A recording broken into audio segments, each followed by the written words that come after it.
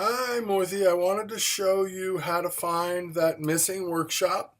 You're here in Enroll in Workshop, so you're inside My Transcript, My Flex, and you click on Workshops, and there's a list of workshops.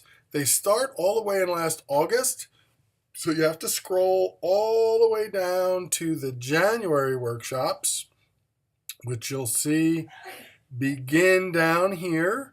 So I just scroll down for a while, and then you're going to see your workshop listed around 1 o'clock on yesterday.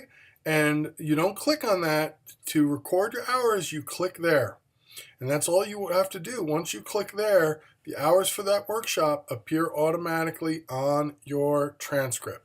So again, you scroll down, you'll find using Turnitin on Canvas on 1/16/218 at 1 p.m. You click on the little box there. I hope this video helps. If for some reason you follow these scroll instructions and you're still not finding we're going to have to set you up with someone from technology because there's some glitch on your technology access end. So I'm hopeful that this is going to work.